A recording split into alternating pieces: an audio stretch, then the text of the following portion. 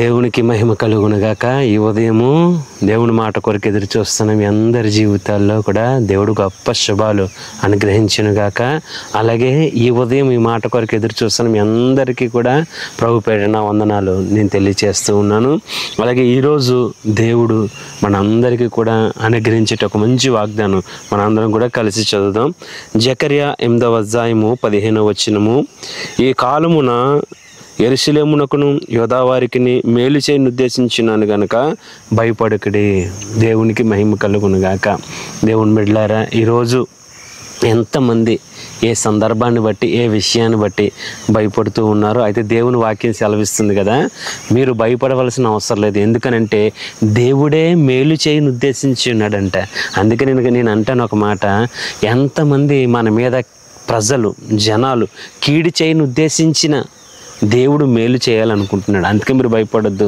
చాలా సందర్భాలు మనకు అనిపిస్తూ ఉంటుంది, శత్రుడు నాకు కీడు చేయాలనుకుంటున్నాడు, లేకపోతే నా వారే నాకు కీడు చేయాలనుకుంటున్నారు, అన్ని విషయాల్లో కీడు నాకు ఎదురవుతుంది అని నువ్వు భయపడుతున్నావేమైతే దేవుడు అంటున్నాడు కదా, ఈ రోజు నుంచి దేవుడు నీకు మేలు చేయని ఉద్దేశించి ఉన్నాడంట. కాబట్టి నువ్వు భయపడొద్దు. కీడు చేయవారు అందరి దగ్గర నుంచి నా దేవుడిని ఎత్తు పట్టుకుంటాడు. అన్ని కీడుల్లో నుంచి దేవుడిని తప్పించి మేలుకరంగా ఈ ఉదయం ప్రభుని బ్రతుకును మారుస్తాడు. అందుకే నువ్వు భయపడొద్దు అని చెప్తున్నాడు ఈ ఉదయం. నువ్వు ఏ శత్రువుని చూసి భయపడొద్దు, ఏ సందర్భాన్ని చూసి భయపడొద్దు. అయ్యో నా జీవితంలో ఇంత కీడు వస్తుందని నువ్వు భయపడొద్దు. ఆ కీడును సైతము కూడా మేలుకరంగా ప్రభువు మార్చగలిగిన సామర్థ్యం కలిగిన దేవుడై ఉన్నాడు. అందుకే చెప్తున్నాను, భక్తుల విషయాల్లో చాలామంది జీవితాల్లో కీడు పొంచి ఉన్నాను. అనేక మంది దావీదుకి కీడు తలపెట్టినను దేవుడు వారిని గద్దించి వారిని శిక్షించి దావీదుకు మేలు చేసి ఉన్నాడు. అలాగే ఈ ఉదయం నీకు ఎంతమంది కీడు చేయాలనుకున్నా కీడంతా మేలుకరంగా మారిపోద్ది. ఆ శాపమంతా ఆశీర్వాదకరంగా మారిపోద్ది. వారు ఎన్ని కుతంత్రాలు చేసినాను అవి నీ మేలు కొరకే ప్రభు నీ వైపు నీ పక్షాన తిప్పేవాడే ఉన్నాడు. కాబట్టి నువ్వు భయపడొద్దు. మేలు మీ అందరికీ దేవుడు ఈ ఉదయము అనుగ్రహించబోతున్నాడు. కాబట్టి మీరు భయపడొద్దు. నీకు నీ కుటుంబానికి నువ్వు కలుగున సమస్తానికి యేసు నామములో మేలు కలుగును గాక. కాబట్టి ఈ వాగ్దానము నీది, నువ్వు రిసీవ్ చేసుకో.